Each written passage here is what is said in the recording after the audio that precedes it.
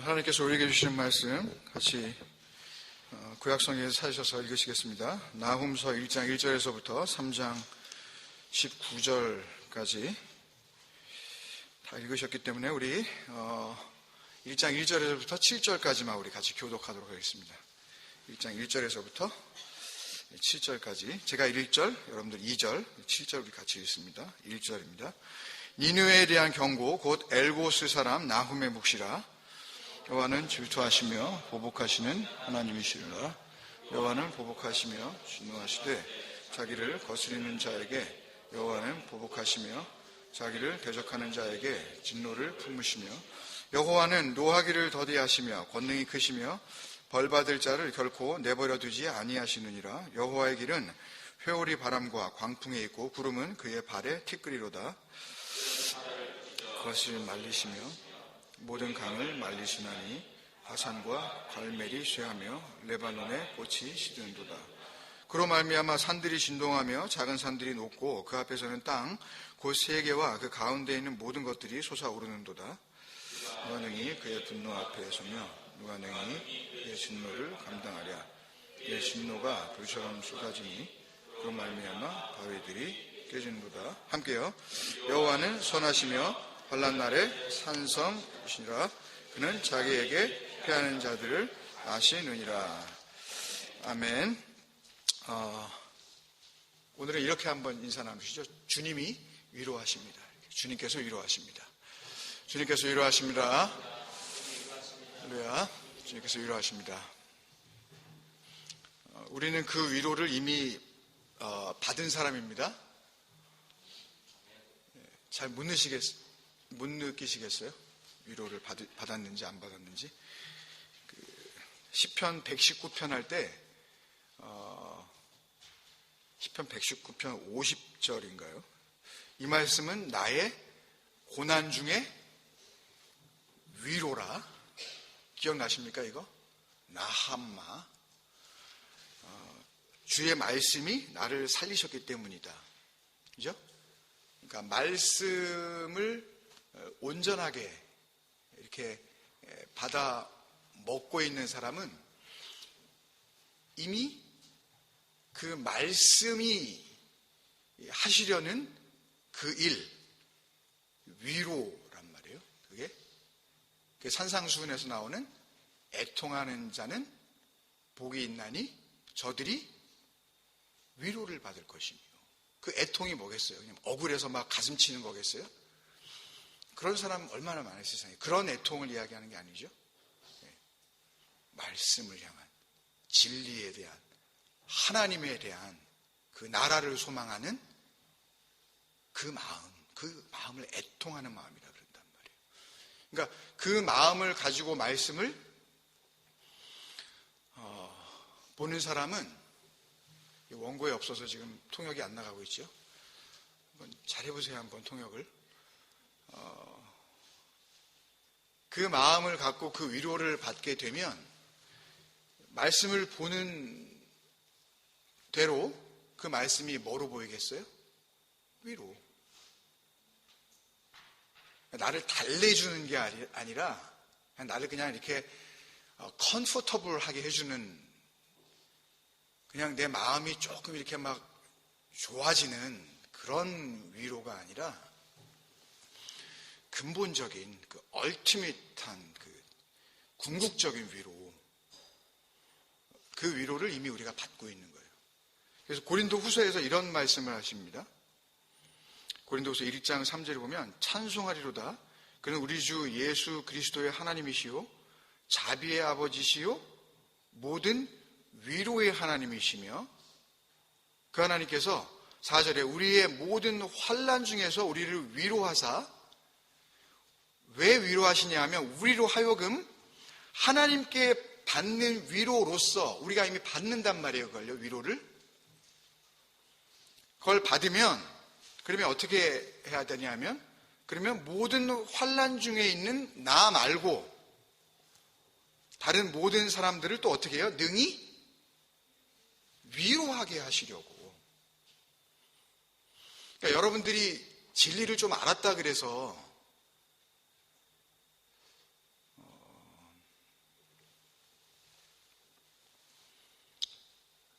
그걸로 끝나는 게 아니에요.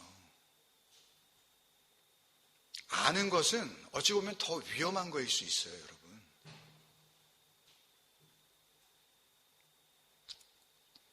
그 아는 것 가지고 그냥 죽는다니까요. 그 자기의 그 머리로만 이해한 그 암 가지고요. 그러니까 에덴에서 반모까지 가는 이 여정은 철저히 자기 부인의 그 길이어야 하는 거예요. 그러니까 어느 순간에서도 자기가 드러나기 시작하면 그러면 이미 벌써 그 길에서 벗어난 건 줄 아시면 돼요. 빨리 돌아오셔야 돼요. 그럼 내가 이 말씀이 나하마, 나함, 그게 뭐예요? 아니요, 오늘 그게 나훔이에요.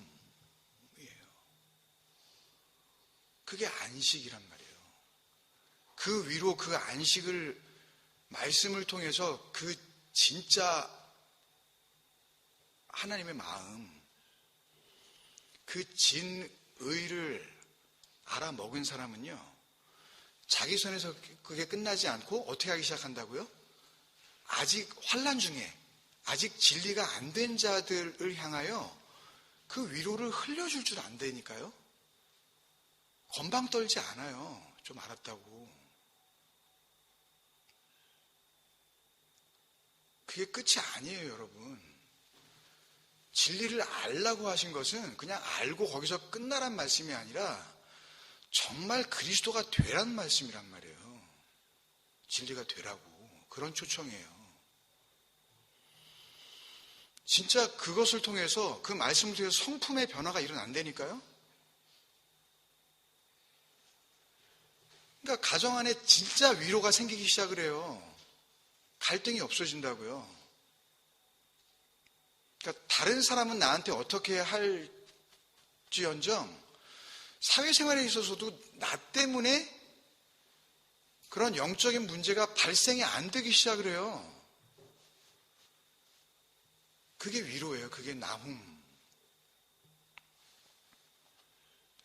욥기 우리 6장에서도 같이 나눴었잖아요. 그래서 그 위로는 하나님의 말씀을 거역하지 않을 때 받게 되는 나하마다 그런 이야기를 했지만, 그거는 거역이라는 것은 피지컬리 내가 그걸 안 한다라는 그런 의미가 아니라, 이제 좀 아시지 않아요? 들을 수 있는 마음. 순종이라는 것은 듣는 귀란 말이에요. 그리고 그렇게 들려진 대로 내 마음이 정말 그렇게 되어지는 거. 진리가 되어야 된다니까요. 알았다 그래서 까불면 안 돼요.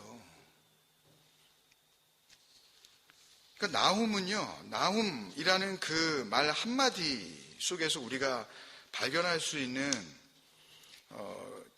정말 하나님의 이 묵시, 그 비전, 하존이라 그러잖아요. 그 보게 하시는 그 봄으로 우리가 보게 되어지는 그것은 정말 위로의 말씀이어야 될 줄로 믿습니다. 구약 성경 34번째 책이고, 이제 성경 66권의 이제 절반을 넘어서죠, 우리가요. 에덴에서 반모까지 31번째 이제 시간이고, 올 한 해가 이제 보통 1년이 52 weeks니까 절반이 지나갔으면 대략 한 26 week 정도가 선데이가 지나갔겠죠. 그러니까 앞으로 66권 가운데 이제 34권이 지나갔으면 몇 권이 남았죠? 권수로 보면 32권 이렇게 남았는데, 한 25, 6주 안에 우리가 잘 이렇게 은혜 가운데 마칠 수 있으면 좋겠습니다. 여러분들도 잘 달리고 계신 줄로 믿고, 그렇게 늘 여러분들 은혜 가운데 사시는 줄로 압니다. 아멘이시죠? 나훔서는 지난주에 우리가 나누었었던 미가보다 훨씬 더 생소한 성경이죠. 설교 본문으로 잘 선택되지도 않지만 길지 않은 내용임에도 불구하고 우리의 신앙생활에 유익이 될 만한 그런 말씀을 발견하기도 너무 어려워서 잘 읽혀지지도 않는 성경 중에 한 권이죠. 근데 거기다가 벌써 우리가 니느웨에 대해서는 좀 어느 정도 좀 우리가 그 사전 지식이 있기 때문에, 그죠? 그 요나서를 통해서 이제 알고 있잖아요. 좀 니느웨는 이렇게 돼가지고 이제 잘 풀렸잖아요, 문제가, 그죠? 잘 알고 있는 그런 익숙하게 돼 있는 그런 독자들에게 이 나훔서 이야기를 이렇게 들으면 좀 당혹스럽죠. 난처하고 정말 혼란스럽게 그렇게 우리에게 다가옵니다. 그런 이 느낌을 안겨주는 책처럼 또 보이기 때문에 나훔서는 더더욱 이렇게 소홀히 여겨질 수밖에 없었던 것 같아요. 근데 이 나훔서도 예수님께서 누가복음 24장 7절에서 말씀하셨죠, 이미요. 모든 성경은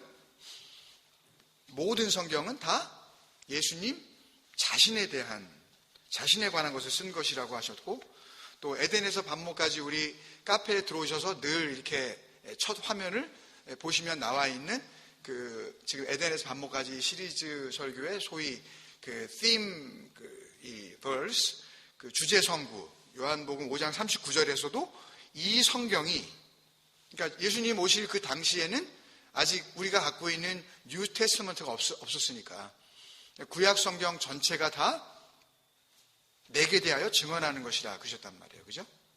그렇다면 우리 눈에 나훔서가 어떻게 보여지느냐, 그리고 우리의 귀에 그 나훔서의 말씀이 어떻게 들려지느냐에 상관없이 나훔서도 누구에 대한 이야기다? 네, 예수님에 대한 이야기.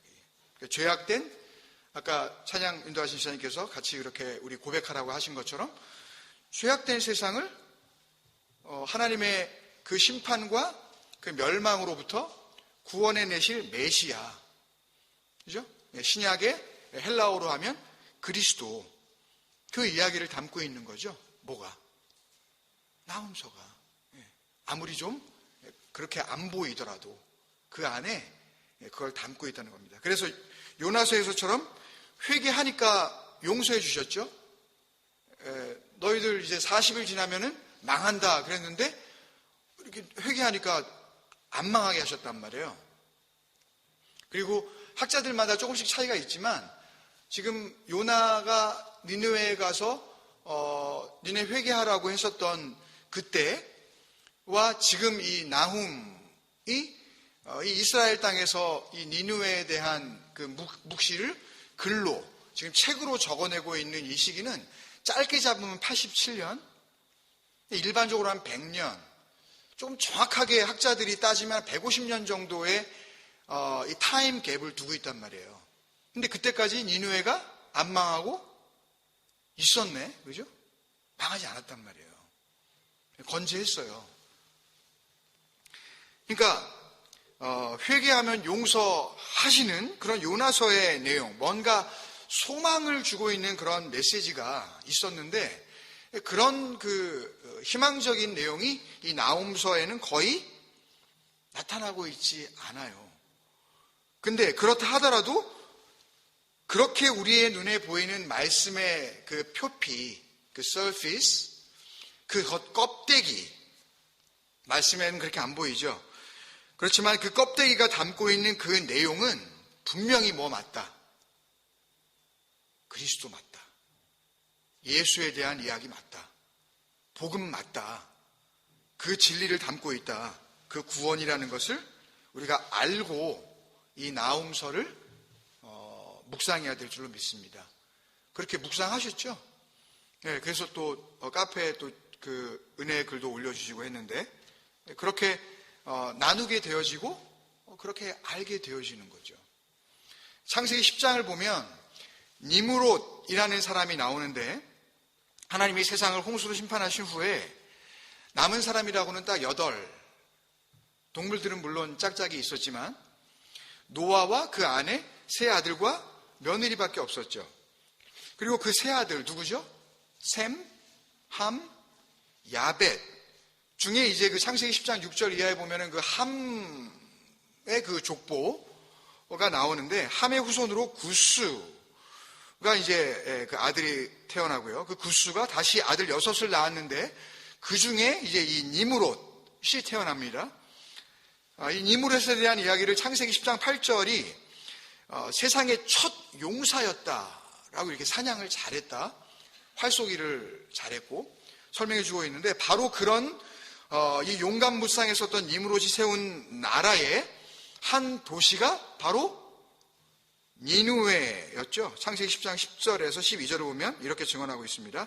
그의 나라는, 여기서 그는 니므롯, 그 용사를 이야기합니다. 땅의 바벨과, 신할 땅의 바벨과 에렉과 악갓과 갈레에서 시작되었으며 그가 그 땅에서 아수르 혹은 아시리아 같은 말입니다. 나아가 니느웨와 르호보딜과 갈라와 및 니느웨와 갈라 사이에 레센을 건설하였으니 이는 큰 성읍이라 지었대요. 그러니까 니느웨는 창세기에서부터 이미 하나님의 언약 밖에 있는 함의 후손들이 건설한 고대 도시죠. 창세기 다 설명할 수는 없잖아요, 지금요. 함은 그 약속 밖에 거하는 후손들이란 말이에요. 그것이 계속 살아남고 또 발전해서 나훔서가 기록된 그 당시에 세계 최강대국의 캐피털 시티, 그 수도가 되어 있었던 거죠. 뭐가? 니느웨가. 그리고 그 니느웨가 계속 뭘 하는 거예요? 약속의 백성들을 괴롭히고 있었던 거죠. 이스라엘, 셈족,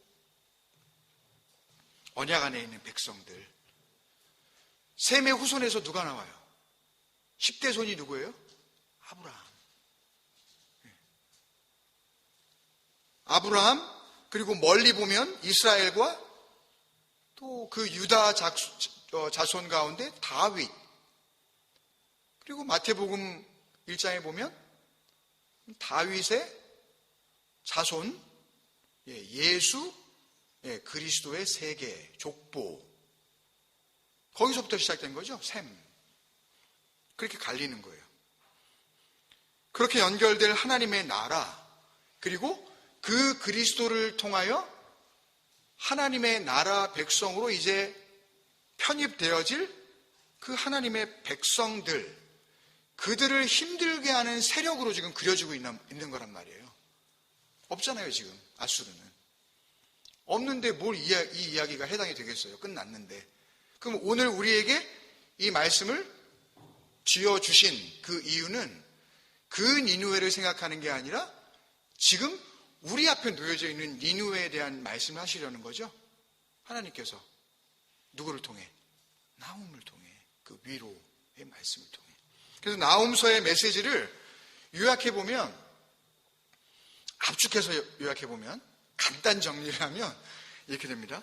하나님의 언약 안에 있는 사람은, 하나님의 그 선택권 안에 있는 사람은 하나님의 위로, 나훔, 영광이 반드시 찾아올 것이며, 그러니까 우리가 찾아가는 게 아닙니다, 여러분. 세상의 다른 모든 헛된 종교들은 그 신을 찾아 떠나고 그 신을 만나려고 애를 써요. 그런데 이 진리의, 이 십자가의 이 도는, 진정한 기독교는 우리가 찾아서 만날 수 있는 그 신이 아니라 그 신이 직접 그들을 찾아 길을 떠나시는 종교예요.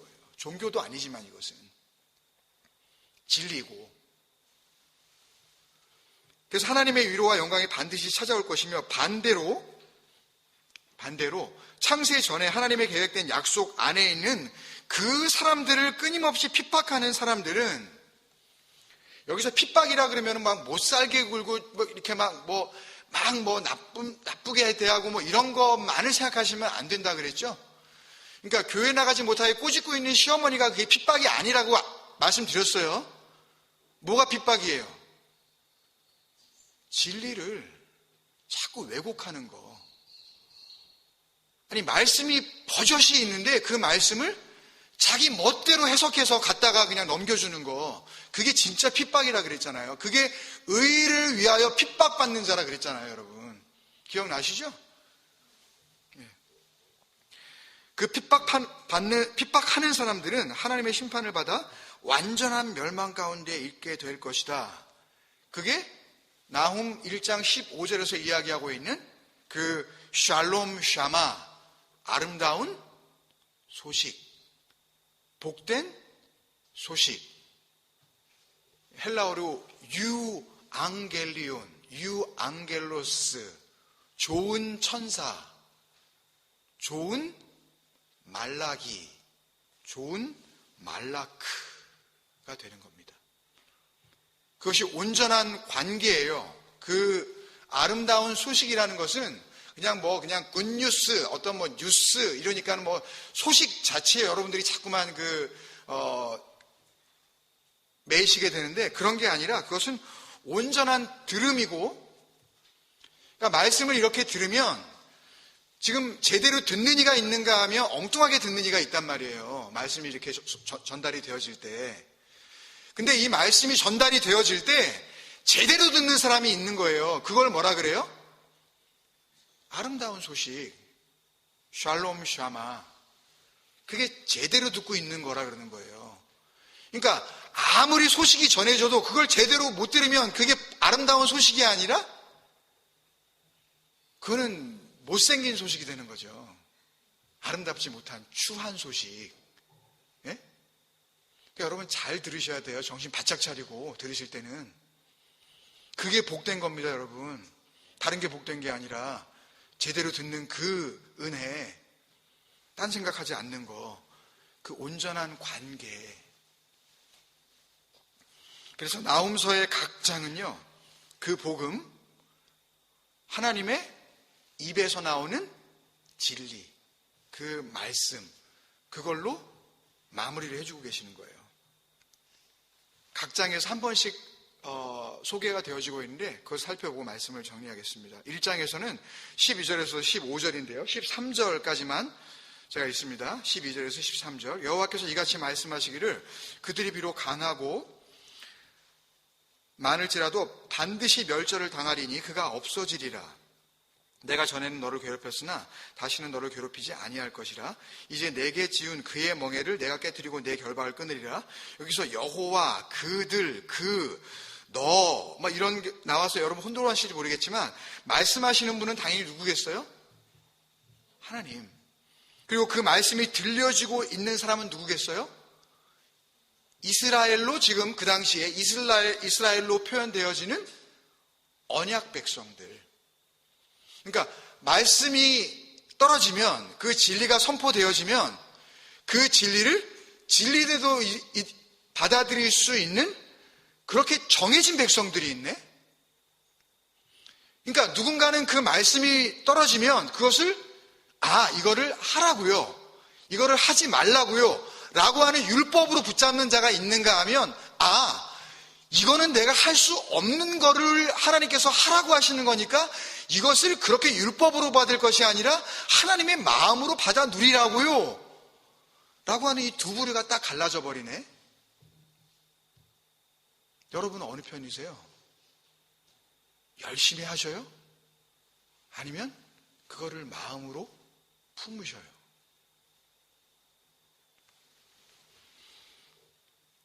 그 언약의 백성들에게 말씀하시는 거고, 멸절, 그 없앰, 그 cut off, 그리고 pass away, 시켜버리는 그 대상, 그 서브젝트들은 누구냐 하면 니누에, 아시리아로 대표되어지는 언약 밖에 있으면서 언약 안에 있는 자들을 끊임없이 핍박하는 그 무리들, 그걸 의미하는 거란 말이에요. 2장에서도 말씀으로 마무리하시죠. 13절입니다. 2장 13절. 만군의 여호와의 말씀에 내가, 하나님 말씀이에요, 내가 내 대적이 되어 내 병걸들을 불살라 연기가 되게 하고 내 젊은 사자들을 칼로 멸할 것이며 내가 또 내 노력한 것을 땅에서 끊으리니 내 파견자의 목소리가 다시는 들리지 아니하리라 하셨느니라. 한국말인데 이게 제대로 잘 알아들으시겠어요, 이거요? 설명해 드릴게요. 그러니까 이 말씀은 지금 하나님께서 직접 대적이 되시겠다는 겁니다. I am against you 하시는 거예요. 내가 직접 해버린다. 이제 내가 너 언약의 백성들을 괴롭히고 있는 너희들, 언약 밖에 있는 너희들, 이제 내가 이제 남 시키지 않고 옆에 있는 다른 강한 나라들 이렇게 시키지 않고 이제 내가 직접 한다, 그 말씀을 하시는 거거든요. 근데 그 과정이 어떻게 나타나냐 하면 병거들을 불사르고 이 배틀 체리엇, 이 병거는 힘의 상징이죠. 그러니까 병거의 많고 적음 그 자체는 곧 국력의 척도였으니까 뭘 가지고 있느냐, 그 병거를 얼마나 가지고 있느냐, 그거를 다 없애버리시고, 두 번째, 젊은 사자. 그냥 영어 성경에는 Your Young Lions 이렇게 해가지고 좀 갑자기 왜 사자가 나오지? 이렇게 생각하실지 모르지만 그 젊은 사자로 해석을 한 그 단어는 사실은 사자라는 단어로 해석하기보다는 캐피르라는 그 단어인데요. 이거는 A village를 의미합니다. 마을. 니네들이 살고 있는 그 요새, 특히 담벼락을 높이 쌓아 올려서 누구도 우리 마을로 침범하지, 공격하지 못할 거야. 심지어는 누구조차도, 하나님조차도 우리는 요새야. 그 오바댜서에 나오는 에돔 족속들처럼 누가 우리한테 감히 침범할 수 있는데 가진 거 충분해. 하나님 없어도 돼 이제. 이거 가지고 넉넉히 살 수 있어. 쉽게 얘기하면 돈이면 다 돼. 이렇게 생각하고 있는 자들을 다 지칭을 하시는 거란 말이에요. 그거를 자기 거처로 삼고 있는 자들. 니네들이 살고 있는 그 마을, 그거 내가 어떻게 한다고요? 내가 다 무너뜨려 버릴 거야. 그리고 3절에 내 노력한 것을 땅에서 끊으리니 라고 한 노력한 것으로 번역한 이 테레프라는 이 히브리어는요, something torn입니다. 그러니까 너희들이 찢어놓은 거예요. 그러니까 하나님은 뭔가 하나로 주시는데 그거를 갈갈이 찢어놓네? 이거는 한 가지로 그냥 마음에 품으라 그러는데 뭘 죽여나면 그걸 갖다가 둘로 나눠버려. 이거는 내가 좋아하는 거, 그래서 내가 지켜도 될 만한 거. 이거는 내가 싫어하는 거, 그래서 내가 이거를 안 하고 싶은 거. 이렇게 갈라놓는단 말이에요. 그거를 하나님께서 너희들이 노력한 것, your prey, P-R-E-Y, 너희들의 먹잇감, 너희들이 가서 사냥해서 잡아온 거, 한마디로 your food, 니네들이 먹고 있는 거, 니네 입속 안에 있는 거, 그거, 너희들의 양식. 그러니까 너희들이 이게 먹을 거리지 라고 하고 있는 그 음식들, 그거를 어떻게 해요? 그냥 끊어버린다 내가. 이렇게 되면 어떻게 되는 거예요? 그걸 안 먹기 시작하면 진짜 금식을 하게 되는 거죠. 진정한 금식.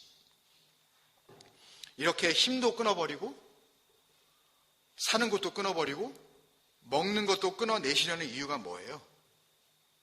왜 이렇게 자꾸만 뭘 다 없애버리시냐고요. 이유가 뭐예요? 사실은 그 자체에 머무시려고 하는 것이 아니라 그 이유가 있으시다고요. 그 밑에 있죠? 13절 마지막 부분에 원문에 그 왜냐하면이 빠졌는데, Because the voices of your messengers will no longer be heard. 그러니까 너희들이 듣고 있었던, 그러니까 내 파견자의 목소리가 다시 들리지 아니하리라 이렇게 번역을 했는데, 너희들이 듣고 있었던 your messengers voice. 히브리 성경의 말 그대로 하면은 너희들의 말락, 너희들의 천사. 그러니까 너희들의 말을 전하는 자라는 그런 말이에요. 그게 말라기거든요. 그러니까 세상에는 딱 말라기가 둘로 나뉩니다, 여러분. 하나님의 말라크, 하나님의 말을 가지고 있는 게 앙헬로스, 그게 천사예요. 엔젤로스, 엔젤. 그러니까 천사를 보내서 하나님께서 우리를 지켜주신다라고 할 때, 나는 여기 있어, 요거 천군 천사 있는 거야. 그런 식으로 여러분들 그 신비적으로 빠지지 마시고, 그 천사가 뭐예요? 그 말이라니까요. 그 진리. 그 진리를 가지고 있는 자들은 그 말이 지켜주신다니까요. 그 생명을 이미 보호받고 있는 거예요. 그러니까 피지컬리 보호받고 있는 것이 아니라 그 하나님이 불어넣으신 그 호흡이, 하나님의 그 생기가, 하나님의 그 말이 그렇게 지켜지고 있는 거예요. 오염되지 않게, 더럽혀지지 않게. 성도들의 거룩한 옷 그대로 입고 가야 될 거 아니에요. 아무데나 앉으면 안 되잖아요. 말을 섞지 말라 그러시는 거 다 그런 거란 말이에요. 그러니까 너희들의 그 말, 너희들이 진리라고 생각하고 퍼뜨리고 있는 그 메시지들, 그거를 이야기하는 거예요. 그 말, 그거를 다시는 어떻게 해요? Will no longer be heard. 너 다시는 못 듣게 할 거야. 못 들려질 거야. 그러니까 못 들려진다는 이야기는 뭐예요? 이제 그 말 못하게 할 거야. 지금 그 얘기 하시는 거예요. 너희들은 그걸 말이라고 생각하지. 너희들은 그걸 진리라고 생각하지. 그 파견자, 그 말라크, 여기저기 너희들이 진리라고 생각하면서 넘겨주고 다니고 있는 너희들의 그 거짓된 말, 그거 못하게 할 거야. 그 말 다 없애버릴 거야. 이 땅 가운데에서. 그 말 없애기 위해서 너희 전차도 없애는 거고, 너희들이 그렇게 애지중지하고 있는 너희 집들도 다 내가 부숴버릴 거고, 너희들이 그렇게 배불리 따스하게 먹고 있다고 생각하고 양식이라고 삼키고 있는 그것도 내가 다 끊어버릴 거야. 그거. 목표가 뭐예요? 그 말 아닌 말, 그거 끊어내기 위해서. 그리고 마지막으로 3장 5절에서 19절로 이어지는 하나님의 말씀 가운데 5절에서 7절만 다 볼 수 없기 때문에 5절 7절만 봅니다. 보라, 내가 내게 말하노니 만군의 여호와의 말씀에 내 치마를 걷어 올려 내 얼굴에 이르게 하고 내 벌거벗은 것을 나라들에게 보이며 내 부끄러운 곳을 뭇 민족에게 보일 것이요, 내가 또 가증하고 더러운 것들을 내 위에 던져 능욕하며 너를 구경거리가 되게 하리니 그때에 너를 보는 자가 다 내게서 도망하여 이르기를 니네가 황폐하였도다. 누가 그것을 위하여 애곡하며 내가 어디서 너를 위로할 자를 구하리요 하리라. 이렇게 하나님 앞에서 치마가 걷어 올려지는 것처럼 비유죠. 어떻게 남자도 있을 거고 그런데 일일이 다 그걸 걷어 올리시겠냐고요. 그런 의미가 아니잖아요. 치마를 걷어 올리는 것처럼 적나라하게 너희들의 그 부끄러움, 너희들의 그 죄악상, 너희들이 뭘 잘못하고 있는지 그렇게 폭로될 이두에 그걸 뭐라 그러냐 하면 바로 위에 4절에 보면 여러 족속을 미혹하는 음녀였다고 단정을 짓습니다. 여러분 나중에 한번 보세요. 여러 민족을 이렇게 deceiving 하는 음녀, adulterous. 그런데 여러분 새하늘과 새 땅이 완성되는 모습을 그린 하나님의 완전한 위로, 하나님의 완전한 그 안식, 그 완성된 약속 전에 그 일어나는 일에 대해서 알려주고 있는 그 계시록 19장에 보면은 이런 말씀이 있습니다. 계시록 19장 2절. 그의 심판은 참되고 의로운지라 음행으로 땅을 더럽게 한 누구요? 큰 음녀를 심판하사. 하나님의 심판은 누구의 심판? 큰 음녀에 대한 심판이란 말이에요. 자기 종들의 피를 그 음녀의 손에 갚으셨도다. 하나님께서 이제 보복하시는데, 그러니까 하나님의 나라, 이 하늘나라의 완성은 완성되어지는 그 시점에서 뭘 동반하는 거예요? 음녀에 대한 심판. 근데 그 심판은 또 누구에 대한 심판? 음녀에 대한 심판. 근데 그 음녀에 대한 정체가 뭐예요? 여러분 뭘 음녀라 그러겠습니까? 한마디로 에스겔서 16장 32절로 가서 한번 잠깐 보겠습니다. 그 남편 대신에 다른 남자들과 내통하여 간음하는 아내로다. 이거 음녀 맞죠? 그러니까 문자적으로 이런 상태에 놓인 여자가, 이런 아내가 음녀 맞아요. 어덜터러스 맞긴 맞아요. 근데 그 남편 누구겠어요? 진리이신 하나님.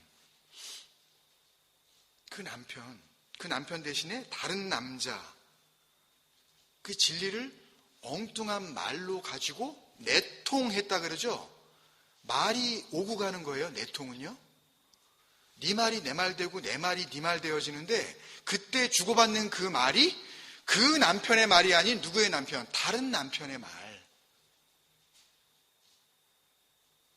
그 상태, 말씀을 율법으로 붙잡아버리는 그 더럽혀진 영적 상태,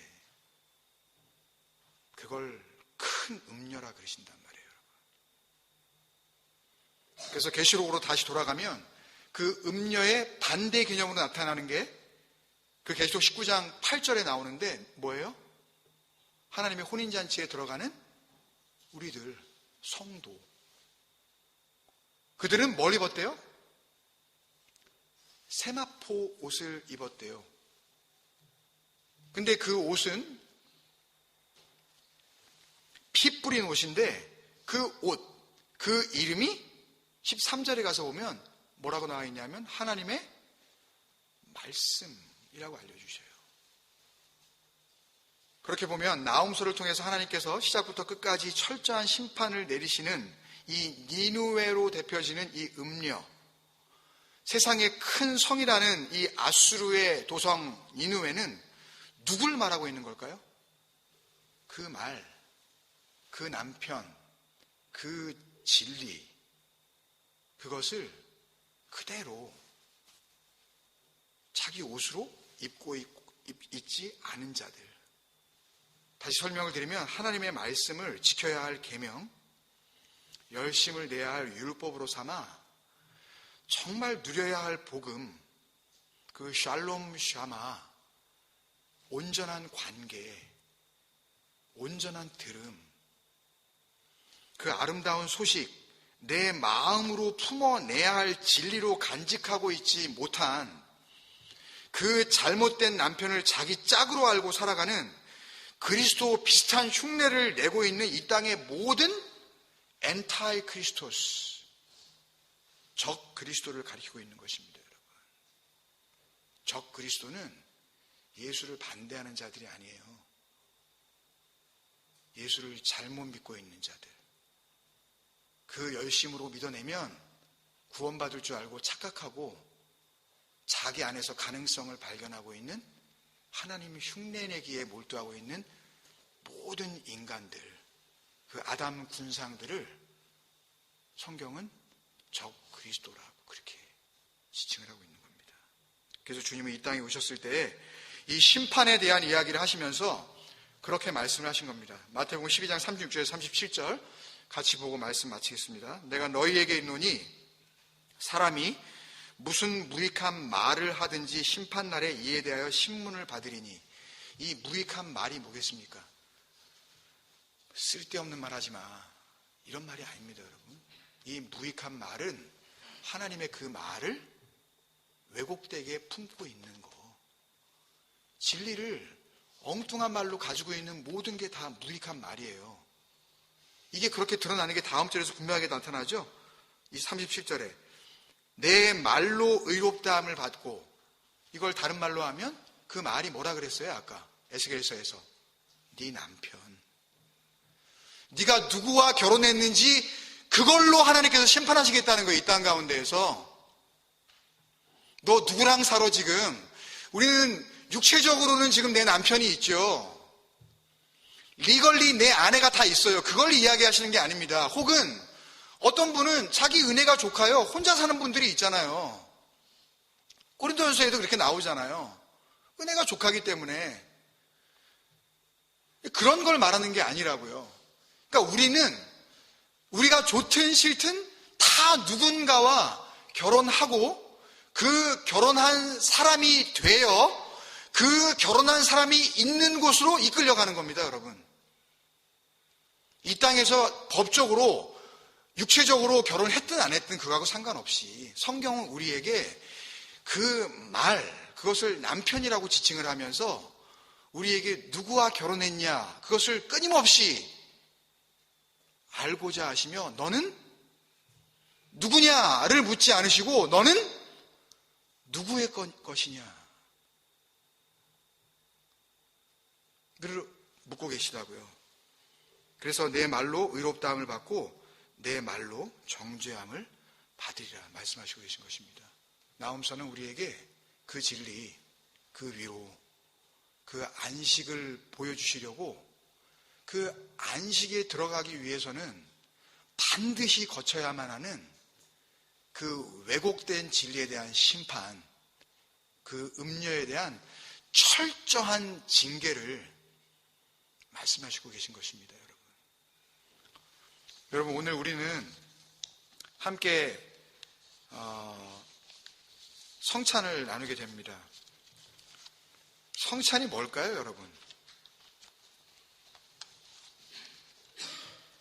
말씀으로 이 땅에 오신 그 그리스도가 내 밖에 있으면 안 된다는 것을 알고 그 그리스도를 내 안에 모셔드린다는 영적, 상징적 의미의 하나님을 향한 예식을 통한 고백 아니겠어요, 여러분? 우리 아까 그 맨 마지막에 썼던 찬양 같이 부르시면서 우리의 심령 주의 것이니 성찬을 같이 나누기를 원하는데요. 그러면 정말 성찬에 참여할 수 있는 사람은 누굽니까, 여러분? 그러니까 분명히 사도 바울은 우리에게 이 떡을 분별치 못하고 먹고 마시는 자는 뭘 먹고 마시게 된다 그랬어요? 남의 게 아닙니다. 자기 죄를, 그러니까 그 그리스도가 진리임을 알지도 못하면서 그 진리를 어떻게 네가 안에다가 넣을 수 있겠니? 알지 못하고 지금 네가 이거를 행위로만, 의식으로만 네가 받아 먹으면 그러면 그게 바로 네 죄야.